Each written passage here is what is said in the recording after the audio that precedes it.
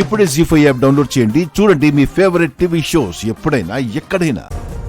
అక్క జాను, నువ్వేంటిక్కడ? అదంతా పక్కన పెట్టక్క. అసలు ఇక్కడేం జరుగుతుంది? నీ కళ్ళ ముందే బావుగారికి మనీషాకి నిశ్చితార్థం జరగడం ఏంటి? చెప్పక్క. నువ్వింకా బావుగారికి భార్యవే, ఈ ఇంటికి కోడలివే.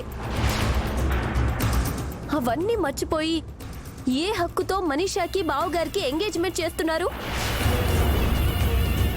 ఏ అధికారం ఉందని వాళ్ళిద్దరినీ కలపాలని అనుకుంటున్నారు?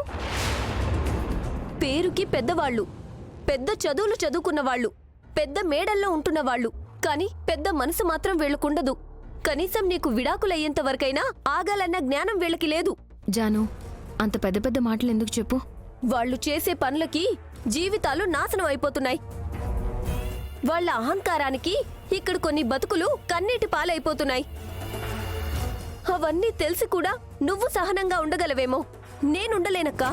అసలు నువ్వు ఇక్కడికి ఎందుకు వచ్చావు? నేనే రమ్మన్నాను లక్ష్మి.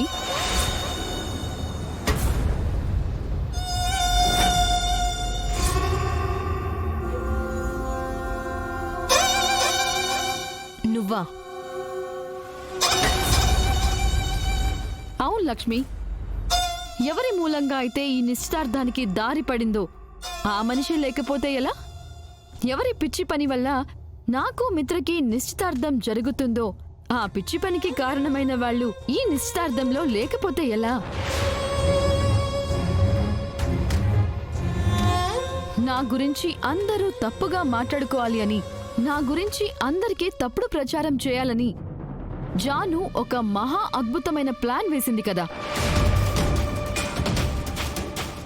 ఆ ప్లాన్ వల్లనే ఇప్పుడు ఈ నిశ్చితార్థం అనే కాన్సెప్ట్ కి తెరలేచింది కదా. సో ఈ కార్యక్రమానికి కర్త కర్మ క్రియ అయిన జాను ఈ కార్యక్రమంలో ఉండకపోతే ఎలా చెప్పు? అందుకే నేనే పిలిచాను. అక్క చెల్లెళ్ళిద్దరూ ఈ నిశ్చితార్థాన్ని కళ్ళార్పకుండా చూడాలి. మనీషా విషయంలో ఇంత చెత్త పని ఎందుకు చేశామా అని మీరిద్దరూ కుళ్ళి కుళ్ళి ఏడవాలి. ఏంటి మనీషా, నువ్వు కోరుకున్నంత మాత్రాన ఈ నిశ్చితార్థం జరిగిపోతుందనుకుంటున్నావా? మీ అక్కే ఏమీ చేయలేక ఒక చోట చతికిల పడింది. తనే ఈ నిశ్చితార్థం ఆపే మార్గం తెలియక మూతి ముడుచుకుని కూర్చుంది. నువ్వు మాత్రం ఏం చేయగలవు జాను? నీ చేతగానితనాన్ని మీరు వెక్కిరించుకుంటూ, మీరు చేసిన పిచ్చి పనిని మీరు గుర్తు చేసుకుంటూ నా నిశ్చితార్థాన్ని చూసి ఆనందపడండి. సరేనా? నాకు చాలా పనులున్నాయి, తర్వాత కలుస్తాను. బాయ్. జీ5 యాప్ డౌన్లోడ్ చేసి అన్ని ఎపిసోడ్స్ పూర్తి ఉచితంగా చూడండి.